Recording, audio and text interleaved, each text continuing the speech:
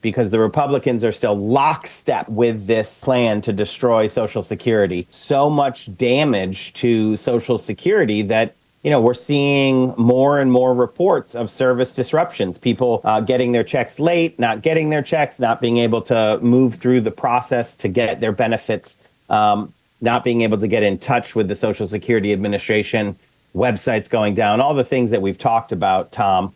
And I don't think we're going to be able to block Bisignano's confirmation. I'm on the line with us, our old friend Alex Lawson, the president of Social Security Works, socialsecurityworks.org, strengthensocialsecurity.org, socialsecurityworks.org over on Blue Sky.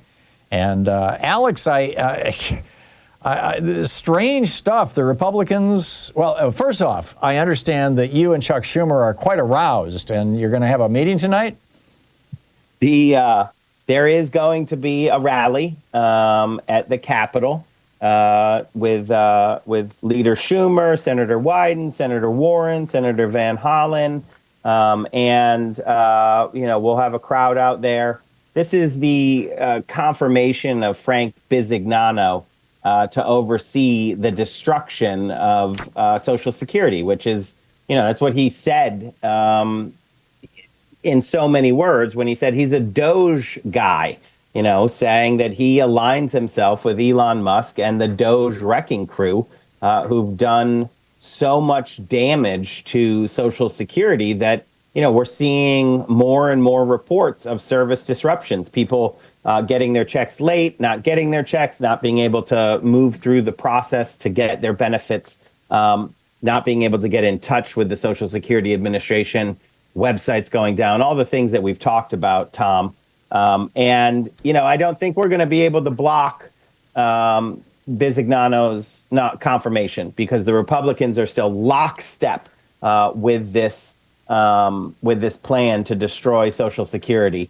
But I do think that we can get all of the Democrats to vote against them. That's one goal. Mm-hmm. But also to just continue to raise the profile of this fight that's going on and our message of hands off Social Security. So this is like the other times I've come on and spoken about things we're doing. It's not the end product, right? This is just a long-term organizing, and we will just keep having rallies at Social Security offices, at the Capitol, wherever the fight takes us, we're going to be there. I understand Donald Trump's budget is breaking his promise to protect Social Security. Your colleague Nancy Altman made a pretty strong statement about this. Tell us about it. What is Trump proposing for Social Security? So this one takes a little bit of a two-step, Tom, but it's straightforward. He's definitely breaking his promise, but that's almost not news at this point, right? Like that's what he does. He lies. So we should just call his promises what they are, lies. This is particularly devastating because he goes after the workers' retirement and he devastates their retirement. So, basically a worker would have to work another 10 years to get back to where they are today. And why that's so important is because 30% of the workforce are retirement eligible right now. So this is all aimed at pushing all of them out the door, right? If this goes through, then it incentivizes all of those workers who qualify for retirement to get out before the axe falls on their retirement and health benefits. And 30% of the workforce on top of the 7,000 to 10,000 that have already been pushed out or fired.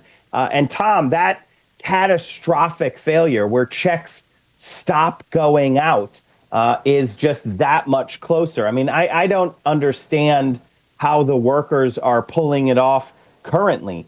But, deeper cuts, we're in a situation, I know you know this, but just when Elon Musk and these billionaires go into like a private company, he wrecked Twitter. He fired everyone and everyone's like, oh, yeah, well, it still functions. Look at his own filings. He destroyed that company. He lost tens of billions of dollars to his billionaire buddies. But it wasn't about making a successful company. It was about destroying the platform as a place where information could get out against the billionaire class. They're not looking to fix Social Security. They're looking to destroy Social Security. The reconciliation budget would just accelerate that so fast. You're talking months, weeks or months at that point before you just did not have enough workers to keep this system functioning. That's incredible. Alex, the conventional wisdom throughout my lifetime and yours has been that politicians who touch Social Security are touching the so-called third rail of politics, one of the most popular federal programs that was ever created. And yet here we have the entire Republican Party saying, yeah, we're going to screw with Social Security.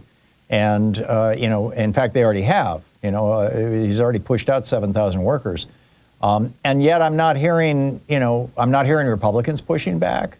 I'm not even hearing, loud outrage in the media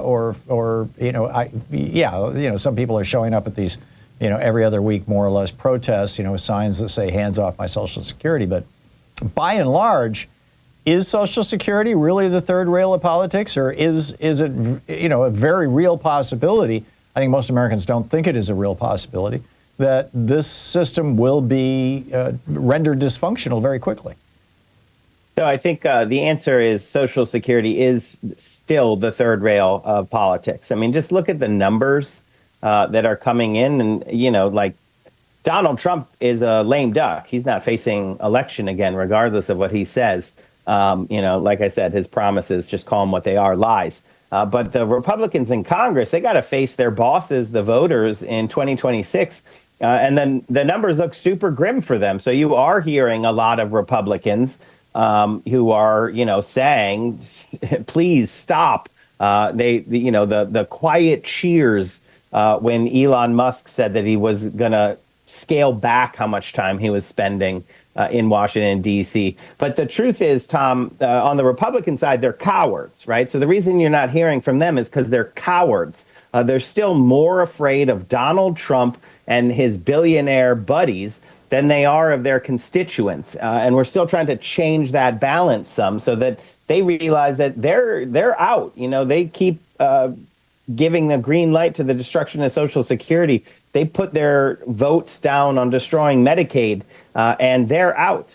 But also what has happened is they did come up with a sneaky way of attacking Social Security. And Tom, you know this. Their whole thing is to try to figure out a way to destroy Social Security and blame it on the Democrats, right? They want to keep their fingerprints off it. So they're not actually going after legislative changes that they'd have to vote for.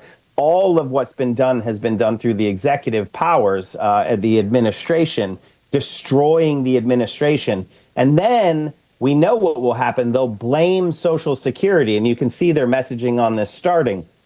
They'll say, oh, well, the system has always been really bad. It's rife with fraud. It's not.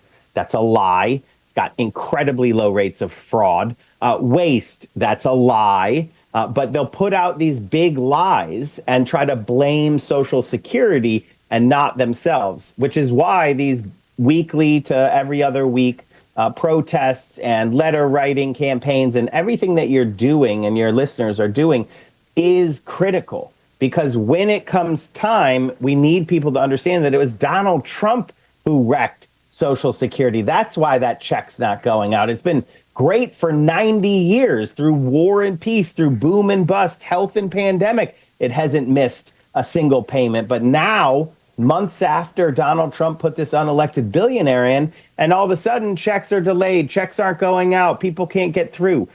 This is a concocted crisis. They are causing the emergency. They're the problem. Alex, we've seen with multiple federal agencies, I think probably the Department of Justice and the two major agencies, CBP and ICE, that deal with immigrants, that when the administration changes and the leadership changes, the corporate culture within those institutions tends to change.